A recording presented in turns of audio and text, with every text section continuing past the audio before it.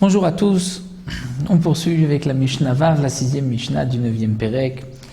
La Mishnah nous enseigne toujours concernant le chocher, le métayer, mais cette fois-ci à Mekabel Sadeh Mechavero, c'est-à-dire qui a accepté le champ de son prochain sous forme de chachirut, c'est-à-dire il a prévu de lui donner une certaine quantité de récolte, peu importe ce que le champ produira.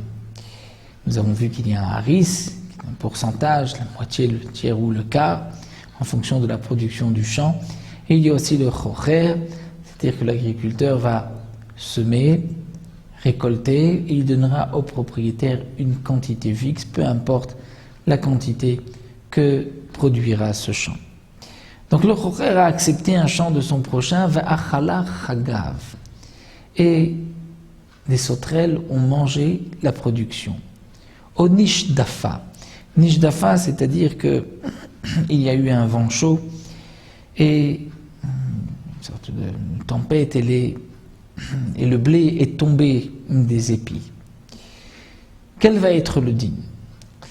Est-ce que le frère, le métayer peut dire, puisque les sauterelles l'ont mangé, donc je ne suis pas responsable, tu recevras moins de blé. Ou bien le propriétaire peut dire, puisqu'il y a une quantité fixe qui a été prévue au départ, peu importe la production du champ, donc on ne regardera pas ce que les sauterelles ont mangé. Le Tanat de la Mishnah nous dit tout dépend. Imakat medinahi. Si c'est un fléau, une plaie médina, mais collective de toute la région, dans ce cas-là, menakelo min chikoro.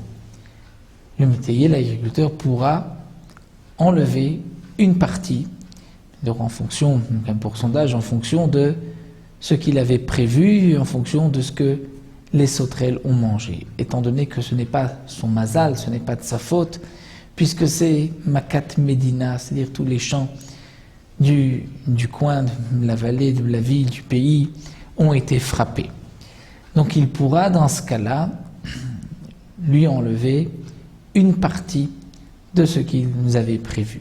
Mais imeno makat medina, si ce n'est pas une plaie générale, c'est-à-dire si ce n'est que son champ que les sauterelles ont mangé ou que son champ où le blé est tombé des épis, donc dans ce cas-là c'est le mazal de l'agriculteur, du métayer, donc enomena kelomin chikuru, il ne pourra pas m'enlever, lui diminuer de ce qu'il avait prévu au départ, puisque le propriétaire du champ lui dira la quantité que tu devais me donner ne dépendait pas de la production du champ, ne dépendait pas de ce qui allait m'arriver au champ.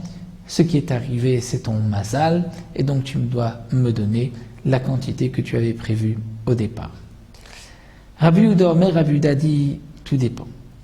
Im kibla imenu bemmaot ben kach ou ben kach eno menakelo mechikuru. Rabbi Yehuda donnait un chidouche que si l'agriculteur avait pris le champ et il avait accepté de donner de l'argent, c'est-à-dire qu'il a dit au propriétaire je te donnerai une certaine somme, même s'il a converti tant de korim en argent, bien dans ce cas-là, que ce soit Makat Medina ou pas, il ne pourra pas lui enlever, donc l'agriculteur ne pourra pas enlever au propriétaire du champ une partie de ce qu'il doit lui donner, même si c'est Makat Medina, un fléau de toute la région. Pourquoi?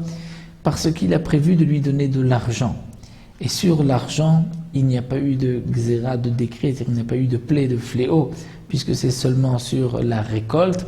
Donc dans le cas où il s'est engagé à lui donner une quantité de récolte, si c'est Makat Medina, c'est-à-dire que tous les champs ont été frappés par les sauterelles, c'est vrai que dans ce cas-là, il pourra lui enlever une partie de ce qu'il doit lui donner. Mais si c'est de l'argent qu'il avait prévu, les sauterelles ne mangent pas l'argent, mangent la récolte, donc il est obligé de donner au propriétaire du champ la somme qu'il avait fixée auparavant.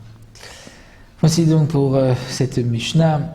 Nous poursuivrons encore quelques Mishnah Zayin, Chet. Nous avons encore d'autres dinim, d'autres halachot concernant le métayer et le propriétaire du champ. Donc on verra une prochaine fois.